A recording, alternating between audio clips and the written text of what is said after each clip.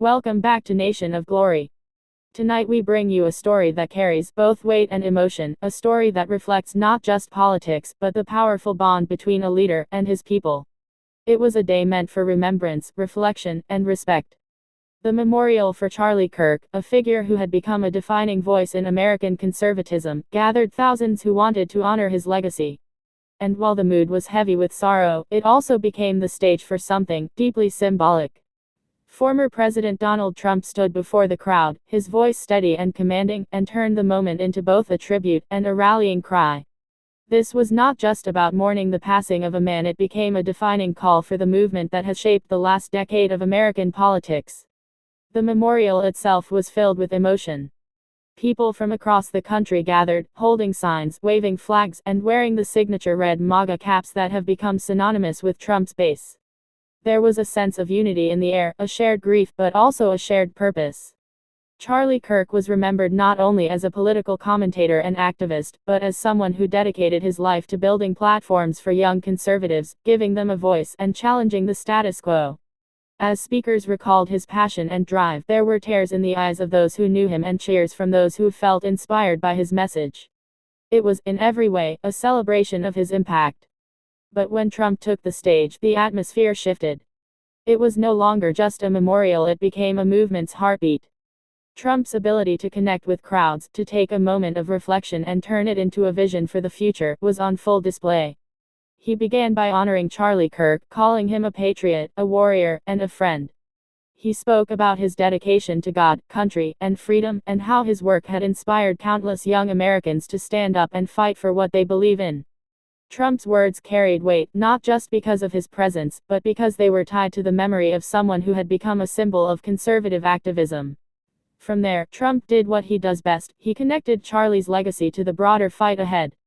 He spoke about the challenges facing America, about the political opponents who, in his words, want to tear down the values and traditions that make the country great.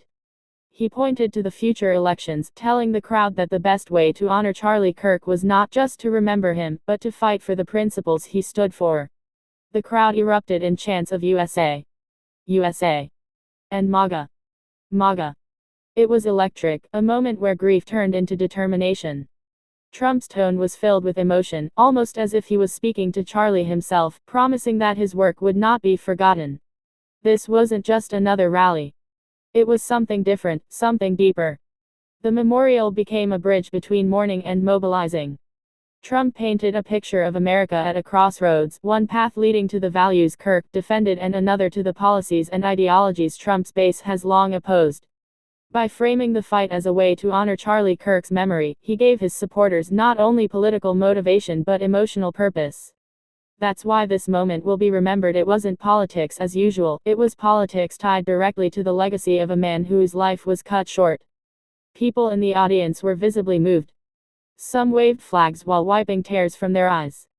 Others held their children close, as if to remind themselves that the future, being talked about on stage, wasn't abstract, it was about their families, their communities, their way of life.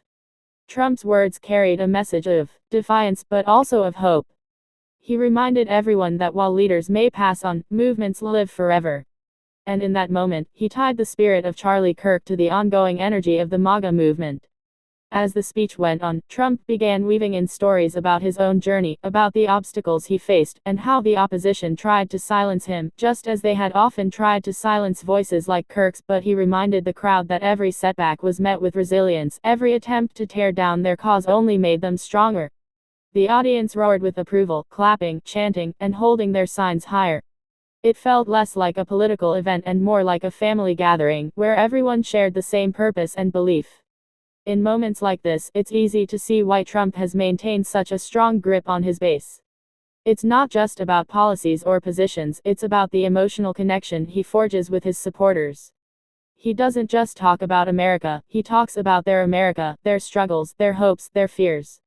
And in tying all of that to Charlie Kirk's memory, he created a moment that transcended politics.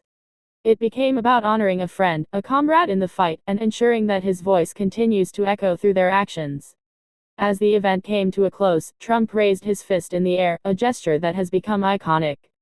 The crowd responded with thunderous applause, chanting his name, chanting for the movement, chanting for the future.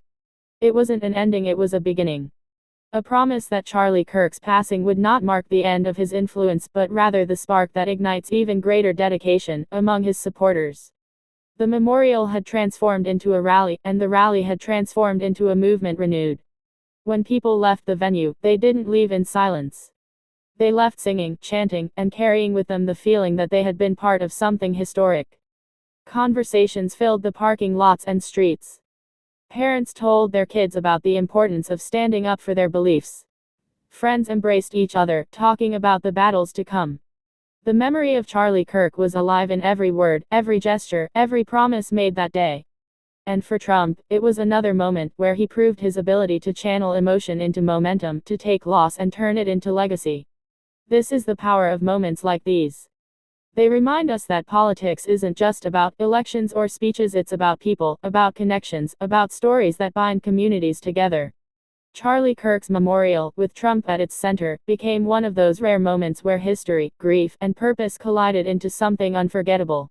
It was both a farewell and a rallying cry, both a goodbye and a promise of what's to come. And so, Nation of Glory, as we look back on this powerful day, we see more than a memorial. We see a movement renewed, a leader reminding his people of their strength, and a legacy that will live on in the fight ahead.